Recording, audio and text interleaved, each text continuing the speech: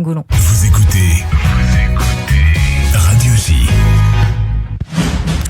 Et oui, c'est le moment un petit peu d'émotion avec vos goûts qui en disent long sur vous, Gad Elmaleh. C'est avec Jérôme Goulon. Bonjour Jérôme. Bonjour Cyrielle, bonjour Gad. Jérôme. On va entrer dans votre univers et parler d'artistes que vous aimez ou qui vont marquer votre vie. Alors d'habitude, on a 10 minutes pour faire ça. Là, on n'en a que 5, 5 minutes douche comprises, mon cher Gad. Une belle façon de célébrer la Saint-Valentin. Alors, ne perdons pas de temps, on commence en musique. On le sait, Gad, la musique a une place très importante dans votre vie. On va en parler.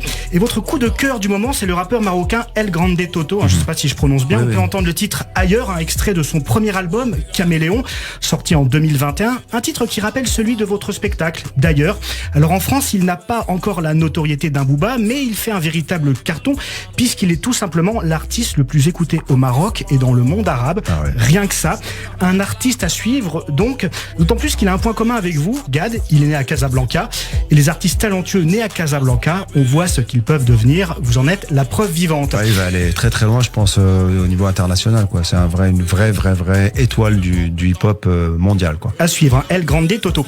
Et puis on va remonter le temps et parler d'un autre artiste, Gad, un artiste qui vous a marqué et qui vous a même permis de séduire les filles quand vous étiez plus jeune. Cet artiste, c'est Michael Jackson. Alors, il va aller loin lui aussi. Il va aller loin, il y a des chances. On peut entendre la chanson The Way You Make Me Feel, donc de Michael Jackson, sortie en 1987 dans l'album. On danse, que vous sachiez. Dans l'album Bad.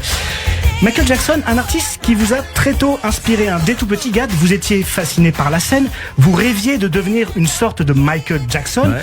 Vous le confessez vous-même. Quand vous étiez jeune, vous étiez très timide et vous aviez besoin de jouer du piano ou de faire du breakdance pour que les filles vous regardent.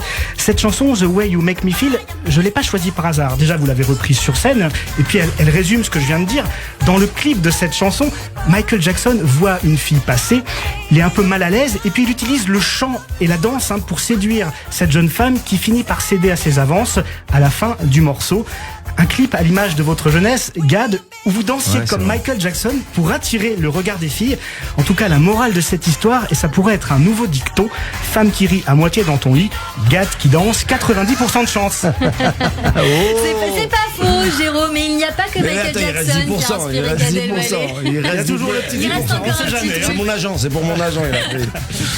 Il n'y a pas que Michael Jackson qui a inspiré Gad, je crois. Non, il y a un autre chanteur qui compte beaucoup pour Gad Elmaleh. Ce chanteur, c'est Claude Nougaro, icône de la chanson française. On écoute un extrait de Armstrong, une chanson, je vais y arriver, sortie en 1965.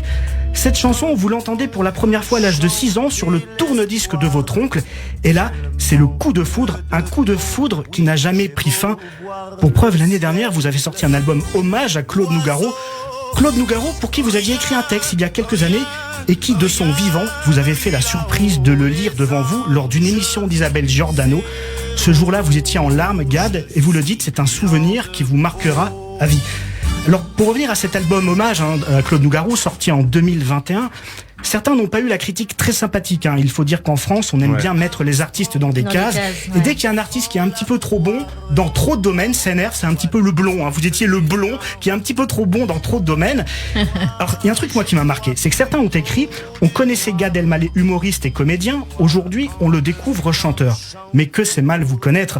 Gad Elmaleh, ce n'est pas un humoriste devenu chanteur. Gad, c'est vous, un jeune homme passionné de musique qui est finalement devenu un humoriste. Vous déclariez vous-même, gamin à Casablanca, je ne pensais pas être humoriste ou acteur, je rêvais d'être chanteur et je prenais des cours de piano.